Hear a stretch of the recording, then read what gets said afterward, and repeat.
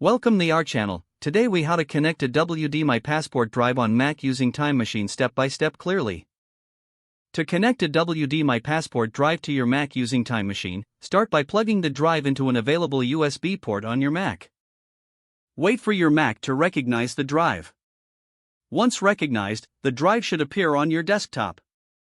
If it doesn't appear, open Finder and look for the drive in the sidebar under Devices. Next, click on the Apple logo in the top left corner of your screen.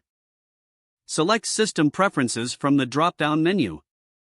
In the System Preferences window, locate and click on Time Machine. Ensure that Time Machine is turned on by sliding the toggle to the right. Now, click on Select Backup Disk. A new window will open, displaying available drives. Find your WD My Passport drive in the list and click on it. After selecting the drive, click Use Disk. You may see a prompt asking if you want to use the disk to back up with Time Machine. Confirm by clicking Use as Backup Disk. Time Machine will then prepare the WD My Passport drive for backup. This process may take a few moments, so be patient. Once setup is complete, Time Machine will automatically start backing up your Mac. You can check the backup status by clicking on the Time Machine icon in the menu bar at the top of the screen. To manually start a backup, select Backup Now from the drop-down menu.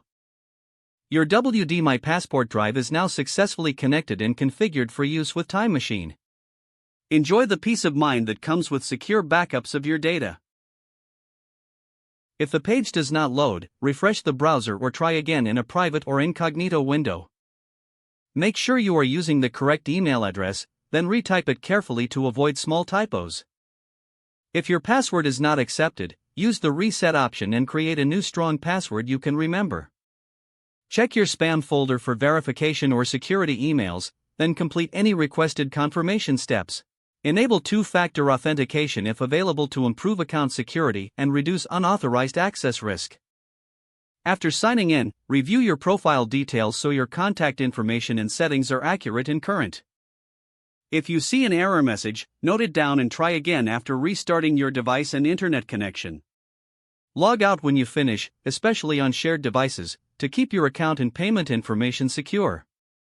If the page does not load, refresh the browser or try again in a private or incognito window. Make sure you are using the correct email address, then retype it carefully to avoid small typos. If your password is not accepted, use the reset option and create a new strong password you can remember.